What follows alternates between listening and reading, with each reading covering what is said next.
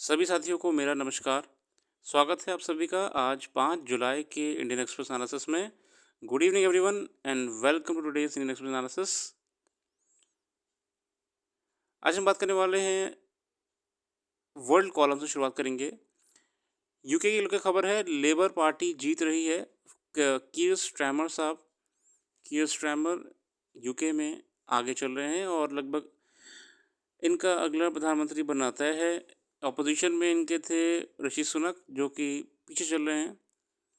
Opinion polls put Stramer's center-left party on course for a landslide victory, but also suggests many voters simply want change after a period of infighting and turmoil under the Conservatives that led to 5 prime ministers in 8 years.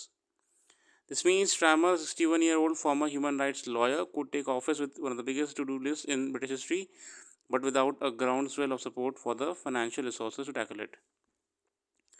इस समय स्थिति UK की ठीक नहीं चल रही है financially, economically.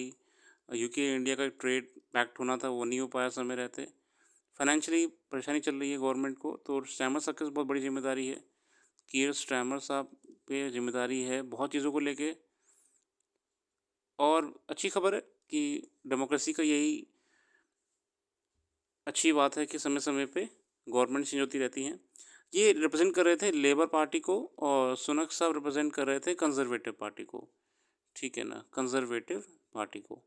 ये 2 मेजर पार्टीज़ हैं। इसके अलावा बहुत पार्टीज़ हैं। ग्रीन पार्टी है एक, आपकी बहुत पार्टीज़ हैं। मैंने इसके बारे में ब्लॉग लिखा हुआ है, आपको वेबसाइट पे मिल जाएगा और आपको ज़्यादा ढूँढने की ज़रूरत नहीं है। आप वेबसाइट पे क्लिक करते सर्च इंजन पे जाएँगे तो वहाँ पे कुछ भी लिख दीजिएगा, ब्रिटेन पॉलिटिकल सिस्टम या यूके पॉलिटिकल सिस्टम, आपको पूरा ब्लॉग सामने आ जाएगा आपके।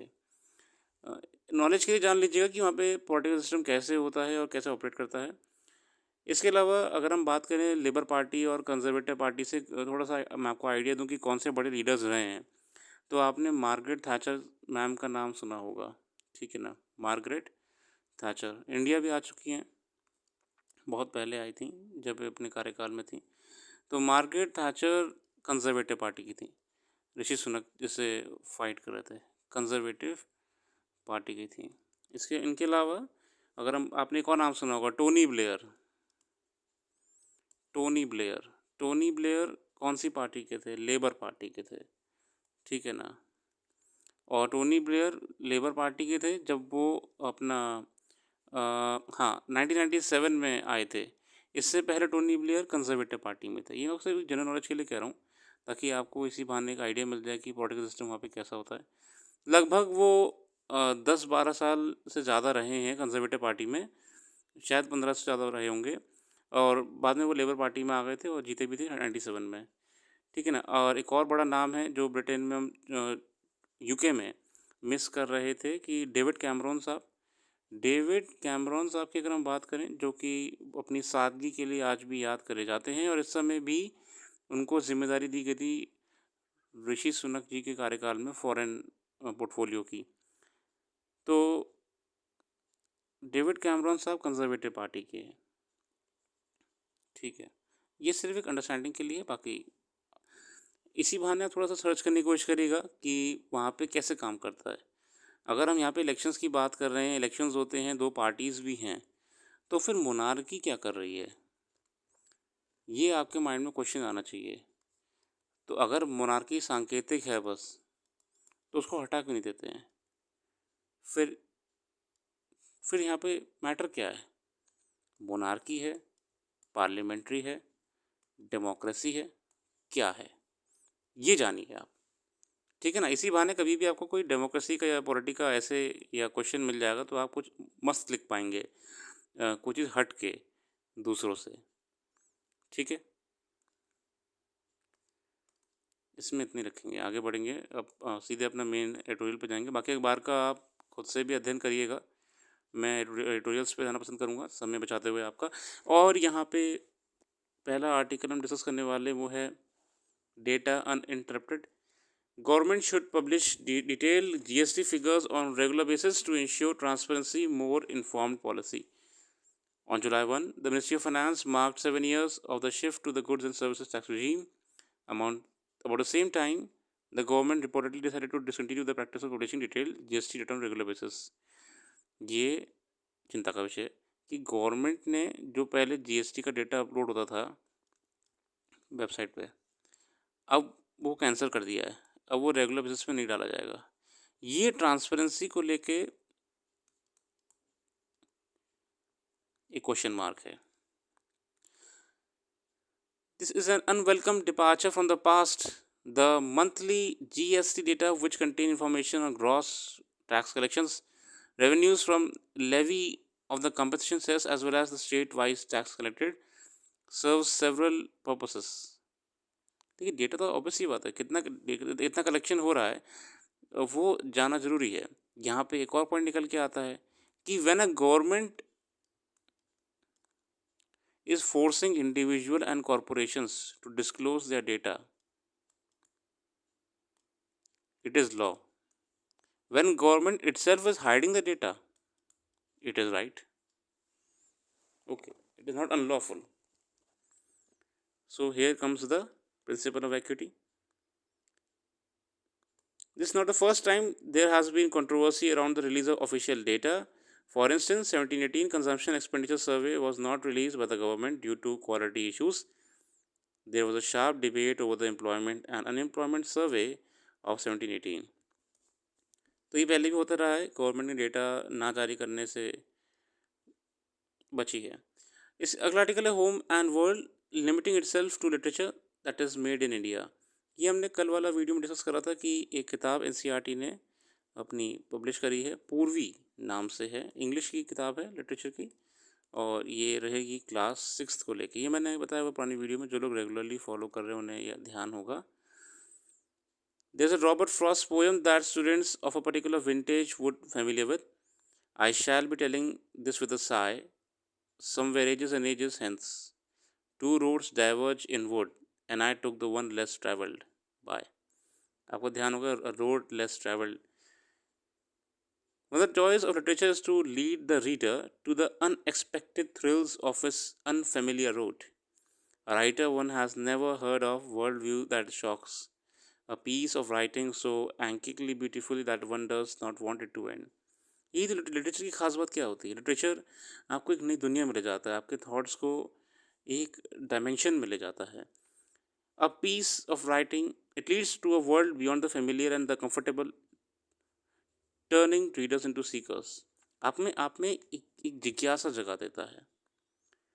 In its newly revamped English textbook for class 9, Purvi, developed in line with the new education policy 2020, जो नेशनल करिकुलम फ्रेमवर्क, आपको नेशनल करिकुलम फ्रेमवर्क 2023, यहाँ पे अब देखिए, हमको यहाँ पे कहानी सुनाने थोड़ी आए हैं, हम कोई लिटरेचर वाले थोड़ी हैं, हम तो मुद्दे पर रहेंगे कि हमारा क्या इंपॉर्टेंट है।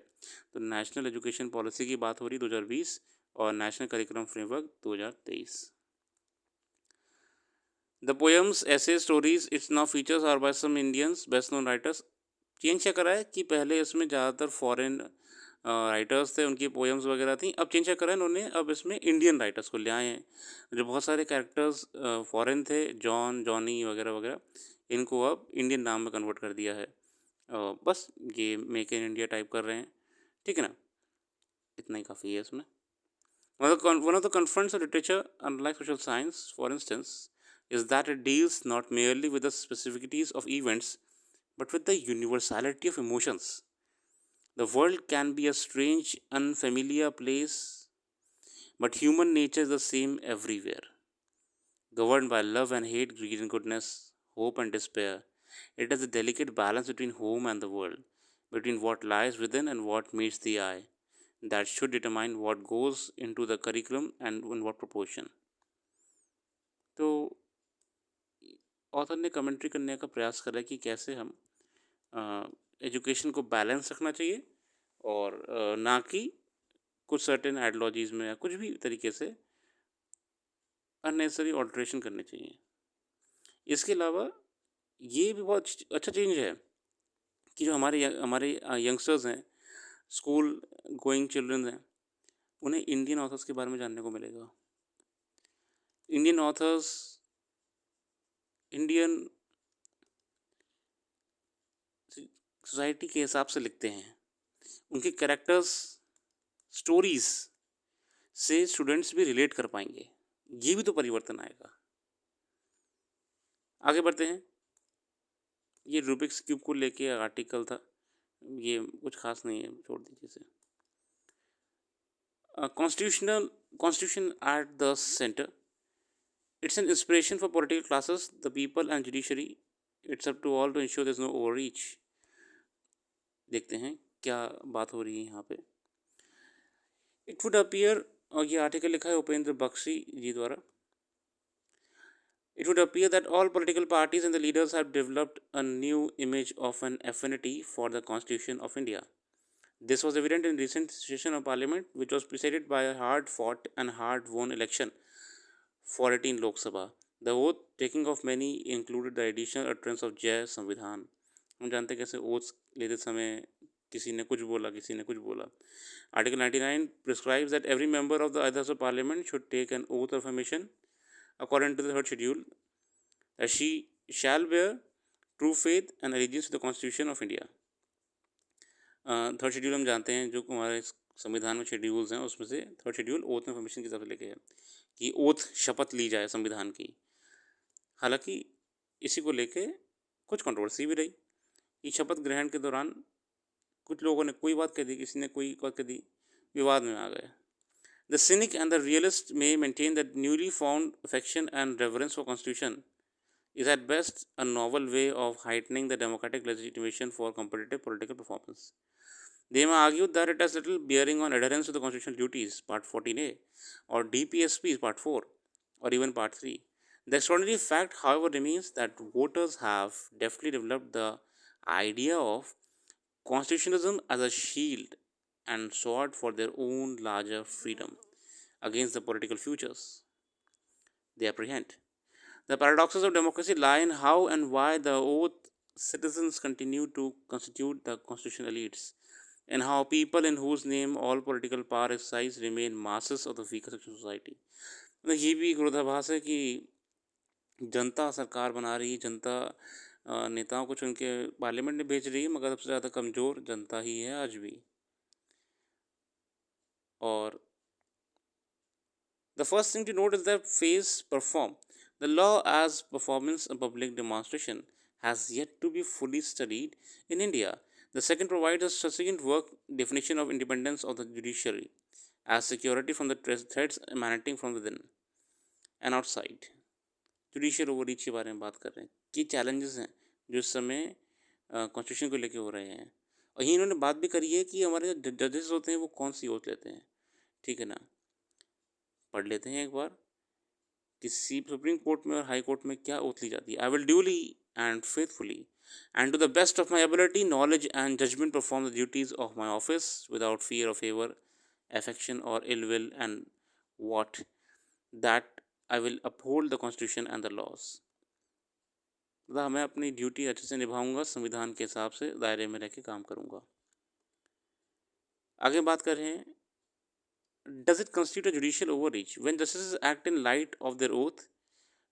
Note also that they are the only class of constitutional karamcharis who are not to act on their belief and opinions but their knowledge. Knowledge refers not to the folklore of law but to institutional memory of the foundational values of court, craft and justicing. जजेस जो होते हैं वो एक अपने knowledge basis पे काम करते हैं, जो इस पूरे सिस्टम की इंटरप्रिटेशन पे चल रहा है जुडिशरी के द्वारा। Knowledge and judgment of the core principles of law provide the wherewithal for constitution reference and renaissance, as was memorably propounded on July 4, 2018 by the 40th Justice दीपक मिश्रा। अब जो हमारे दीपक मिश्रा सब फॉर्मर CJI थे, ठीक है ना, उन्होंने एक बात कही थी, the constitution functionary are expected to cultivate the understanding of constitutional renaissance by realisation of their constitutional responsibility. मतलब अपनी संवैधानिक जिम्मेदारियां जानना जरूरी है, and sincere acceptance for the summon to be obedient to the constitutional reconnaissance with a sense of reawakening to the vision of great living document so as to enable true blossoming of the constitution ideals. मतलब हमको संविधान को पढ़ना ही नहीं है, हमको संविधान को अपनी ज़िंदगी में लाना पड़ेगा। आ जाते हैं। The Kishan Bharati decision and its progeny prescribe that the first constitution powers are plenary supreme within their decisional domains, and second, that all powers are simultaneously limited and accountable. There are no sovereign powers but only supreme constitutional power provided.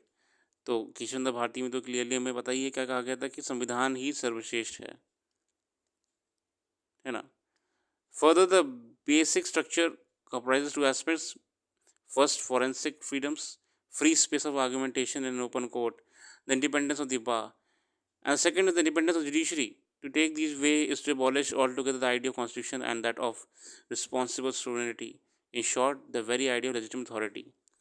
मतलब constitution का original मकसद यही है कि हम एक valid constitutional society बनाएं। Surely the Prime Minister was right to stress in Rajya Sabha that the Constitution is not a miscellany of dry provisions and that we should also look at its underlying spirit. That is precisely what Keshav Bharati and his nominated progeny decided. Keshav Bharati साहब ने ये तो कहा था कि संविधान की आत्मा को, संविधान की ओरिजिनलिटी को आप नहीं बदल सकते। The defence of the constitution needs no be made more specific, no matter how constitution may be amended in future with all party consensus, its basic structure and foundation principle should never be allowed to be eclipsed. और चाहे कितना भी आप परिवर्तन कर दीजिए दुनिया भर का, बेसिक स्ट्रक्चर नहीं बदल सकता संविधान का। कॉन्स्टिट्यूशन वैल्यूज़ वैसी की वैसी रहेंगी। अच्छा आर्टिकल था। अगला आर्टिकल बात करें योगा को लेके है। स्पोर्ट्स मिनिस्ट्री असल में जो योगा है उसको एक स्पोर्ट कंसीडर करना चाह रही है। आने वाले इवन एशियन गेम्स में बात चल रही है कि एशियन गेम्स में हम योगा को एज अ स्पोर्ट्स इंट्रोड्यूस करेंगे, क्योंकि एशियन गेम्स तो एशिया में ही हो रहे हैं, हमारा वहाँ पे दबदबा है डिप्लोमेसी में, तो क्यों ना योगा को हम वहाँ पे स्पोर्ट डिक्लेयर करते हैं। इसको लेकर तो व्यूज़ बताए गए हैं कि योगा को क्यों नहीं करना चाहिए और क्यों करना चाहिए। ठीक है, अब ये आप ना जब इंटरव्यू देंगे तब ज़्यादा काम आएगा, अभी कुछ ऐसे मेरे हिसाब से काम नहीं आने वाला है। आपको मन करे आप पढ़ लीजिएगा, पर इसमें टाइम मत लगाइए ज़्यादा अपना। और ये भी ठीक है, अभी के लिए इतना काफ़ी है कि योगा को सेलेक्ट करा जा रहा है कि स्पोर्ट्स में हो या ना हो। फिर भी एक बार को हम पढ़ लेते हैं कि इसमें क्या कह रहे हैं मिहिर वसदव साहब। First, can it be called a sports? The Oxford Dictionary defines sport as an activity involving physical exertion and skill. मतलब ऑक्सफोर्ड में कहते हैं स्पोर्ट क्या होता है, एक ऐसी एक्टिविटीज में जिसमें आपको फिजिकल एक्सर्शन हो। योगा मीट्स डेफिनेशन, और योगा इसमें फिट बैठ रहा है ना। स्किल है, एक्सर्शन है फिजिकल, सेट ऑफ रूल्स हैं, कस्टम्स हैं, इंडिविजुअल भी कर सकता है, टीम भी कर सकती है। We then move to the next argument. By making it competitive, are we going against the basic ethos of what is essentially meant to be a spiritual exercise? ये भी एक विरोधाभास है कि यार योगा तो अपन लोग पीस के लिए करते हैं। अरे योगा जब आप लोग के दिमाग में आता होगा वो कब आता है? जब आप परेशान होते हैं, तभी तो कोई व्यक्ति कहता है कि मेडिटेशन कर लो, योगा कर लो, बॉडी फिट रहेगी तो माइंड तुम्हारा हेल्दी रहेगा।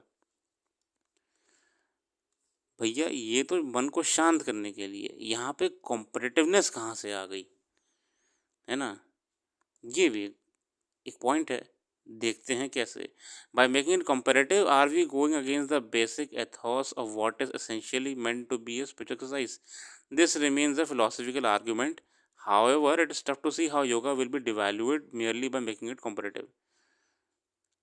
According to Chittister, yoga remains a more commonly practiced sports and among women in all countries. एक आंकड़ों के हिसाब से योगा लगभग विश्व में हर जगह यूज प्रैक्टिस किया जा रहा है। यूएस में भी हो रहा है, मेक्सिको में भी हो रहा है, हर कंट्री में लगभग योगा अच्छी तरीके से प्रचलन में आ चुका है। इसके अलावा यहाँ बातें करी गई, आप पढ़ लीजिएगा, कुछ खास मुझे नहीं लगा, इसलिए मैं आपका टाइम इसमें वेस्ट नहीं करूँगा। बाकी आर्टिकल अच्छा है, अच्छा लिखा हुआ था उसने, ठीक है। यहाँ पे एस को लेके आर्टिकल आया हुआ है, शंघाई कोऑपरेशन ऑर्गेनाइजेशन को लेके।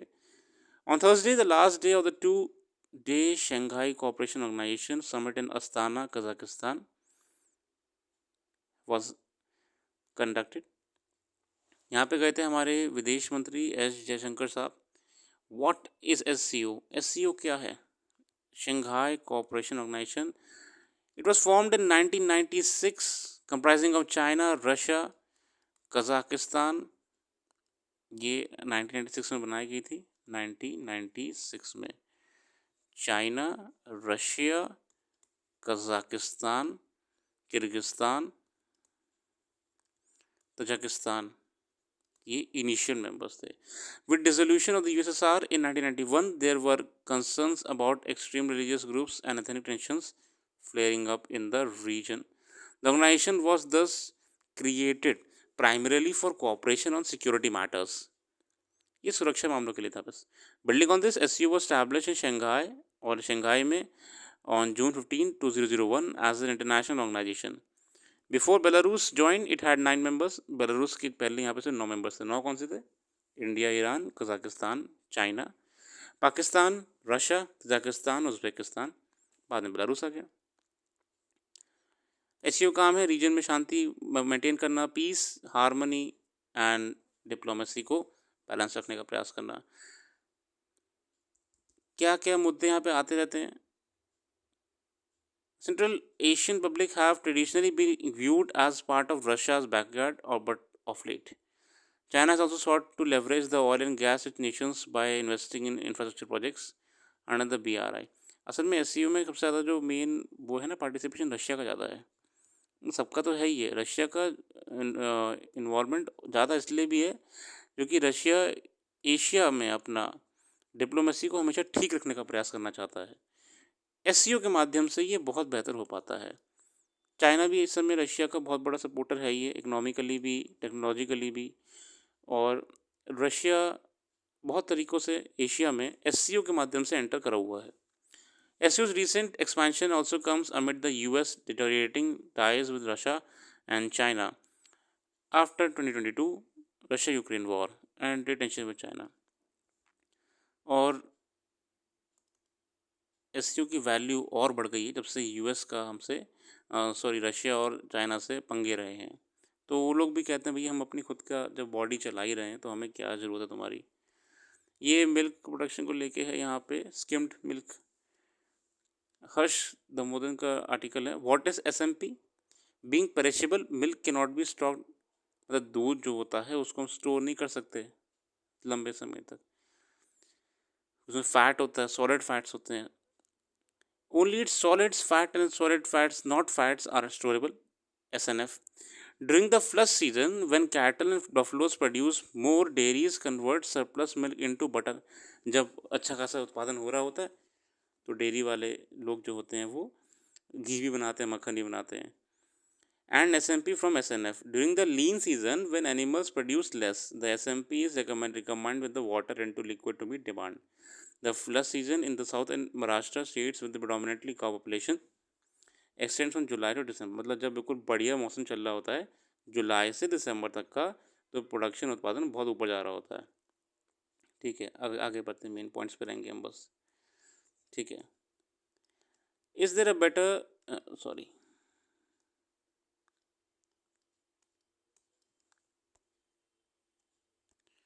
What is SMP surplus problem? अब इसकी प्रॉब्लम क्या है, एसएमपी क्या है, एक और बात कर लेते हैं। एसएमपी हमने यहाँ ऊपर पढ़ा था, ठीक है ना। ये हम बात कर रहे हैं मिल्क की, skimmed milk powder. Skimmed milk powder problem क्या है? arise when dairies procure excess milk beyond the normal surplus during the flush season and the SMP butter ghee produced do not have takers. दिक्कत क्या आ रही है? जब dairy उस peak season में बहुत सारा उत्पादन कर रही हैं, बहुत घी मक्खन बन रहा है, मगर उसे लेने वाला कोई नहीं है, बेकार जा रहा है। Dairies in India produce 5 to 5.6 lakh litres of SMP annually. Of this रफली 4 is use for recombining during the lean season. मतलब आप समझ लीजिए 5 से 6 का उत्पादन करा मगर 4 ही यूज़ हो रहा है। The balance 1.5 and 2 gets consume by maker of ice cream. थोड़ा बच्चा कुचा होता है वो आइसक्रीम वाले या जो हमारे कंज्यूमर प्रोडक्ट्स वाले और हैं, चॉकलेट, बिस्किट, ये लोग यूज़ कर लेते हैं। इन 2024 was a year of abundant and continuous milk supply. 23-24 में क्या दूध उत्पादन बहुत ज़्यादा हुआ था। This was in contrast with 22-23 which saw unprecedented shortages. जबकि 22-23 में लगभग प्रॉब्लम में रहे थे, शॉर्टेज रही थी। In February, March 23, Maharashtra dairies realized record prices of rupees 430 and 35 per kg for yellow भाव बटा मतलब ये रेट की बात कर रहे हैं कि कैसे प्राइस का दाम चेंज हो रहा है। आगे बढ़ेंगे। What has been the impact of the surplus. मुद्दा क्या है कि जो सरप्लस ज़रूरत से ज़्यादा हो रहा है वो कंज्यूम कैसे होगा फिर। Cow SMP realisations of our dairies have crash to rupees 200 and 210। Surplus से प्रॉब्लम क्या है? प्रॉब्लम ये भी तो है कि अगर वो सरप्लस अबंडेंस में रहने वाला है, सरप्लस में रहने वाला है, तो वैल्यू भी तो कम हो जाएगी प्रोडक्ट की। The surplus volume is less in milk fat as its annual production by dairies is only 3 to 3.5. Unlike SMP, जो skimmed milk powder है, fat also has a good market in India, especially during the festival months. When consumption of mithais goes up, the base ingredient ghee, khoya, chena and paneer in most mithais come from high fat milk. There's a higher chance of fat prices recovering. ठीक है ना, ये बता रहे हैं कि कैसे consume हो जाता है। Is there a better solution. अब ये जो अनसर्टिनिटीज ही है कंजम्पशन की, प्रोडक्शन की, क्या ऐसा कोई सॉल्यूशन है? Ganesh Palaniappan a dairy ingredient trader in Chennai believes exporting SMP. तो गणेश साहब हैं, ये डेयरी का ही काम करते हैं, इन्होंने कहा भैया एक्सपोर्ट करो मार्केट में। इससे पहले कि एसएमपी की जो स्किम्ड मिल्क पाउडर है सरप्लस होने की वजह से वैल्यू कम हो जाए, प्राइसेस कम हो जाए, आप उस सरप्लस को एक्सपोर्ट करो, है ना, ग्लोबली बेचो commercially. But the drop in global prices SMP rates at the New Zealand based global dairy trade fortnightly online auction platform are ruling $2,586 per ton, down from recent high of $4,000। मगर globally भी कुछ ठीक नहीं चल रहा है अगर हम ग्लोबल वाला पॉइंट उठा लें। The centre should give subsidy on SMP exports. दूसरा पॉइंट निकल के आ रहा है कि अब ग्लोबल मार्केट भी डाउन चल रही है तो सेंटर को सब्सिडी देनी चाहिए इसके एक्सपोर्ट के लिए, which will boost domestic prices and enable our dairies to pay more to farmers. समझिए आप, एसएमपी क्या होता है? Skimmed milk powder. जब फ्लश सीजन होता है जुलाई से दिसंबर के बीच में, तब बहुत सारा उत्पादन हो रहा है, मार्केट में कंज्यूम हो रहा है। एक्स्ट्रा जो उत्पादन हो रहा है उससे घी, खोया वगैरह बनाया जा रहा है ना, आपका घी हो गया वगैरह वगैरह प्रोडक्ट्स बनाए जा रहे हैं, पनीर, मट्ठा, XYZ। दिक्कत ये आ रही है कि इतना सरप्लस हो रहा है कि मार्केट में कंज्यूम ही नहीं हो रहा है, बेकार जा रहा है। बेकार जाएगा, दाम कम हो जाएंगे। अगर रेट कम हो जाएंगे तो कॉस्ट ऑफ प्रोडक्शन, फिर वेजेस, ये पूरा सेक्टर परेशान हो जाएगा। ये परेशान हो जाएगा, अगले साल फिर दिक्कत रहेगी, एक चेन बन जाएगी बार बार। क्योंकि 23 में कुछ खास नहीं रहा था, 24 में आके सही हुआ, 22 में सही नहीं था, 24 में सही रहा। इसमें एक सॉल्यूशन दिया एक फार्मर ने, डेयरी फार्मर ने, कि भैया एक्सपोर्ट कर दीजिए। मगर ये ऑथर ने एक पॉइंट उठाया कि एक्सपोर्ट कर देंगे, मगर ग्लोबली जहाँ न्यूजीलैंड का उदाहरण दिया उसमें ये पाया गया समस्या एक्सपोर्ट में भी है, ग्लोबल वैल्यू इतनी बड़ी नहीं है इस समय। फिर इसका सॉल्यूशन क्या आया है कि भैया आप इसमें सब्सिडी प्रोवाइड कराइए ताकि इसके उत्पादन करने की ऊर्जा डेयरी फार्मर में बनी रहे, और जो भी लोग इस क्षेत्र से जुड़े हुए हैं उनकी तनख्वाह मिलती रहे, वेज मिलते रहे, और मार्केट इंस्टेबिलिटी से, अनसर्टेनिटी से उत्पादन पे कोई दिक्कत ना आए। अच्छा आर्टिकल था बहुत ये वाला, सही बात कही इन्होंने। आगे कुछ खास नहीं है, आज के लिए इतने रखते हैं। बाकी अगर आपको और कोई आर्टिकल अच्छा लगता है तो आप बिल्कुल उसका अध्ययन करिए, खुद से करना चाहिए, खुद से करने की बात ही अलग होती है। कल फिर आएंगे, और जो भी करंट अफेयर्स यहाँ पर डिस्कस नहीं करी है वो आपको हमारी वेबसाइट पे मिल जाएगी। वेबसाइट का लिंक डिस्क्रिप्शन में मौजूद है, आप चेक कर सकते हैं। Thanks for giving your precious time and have a very very nice day.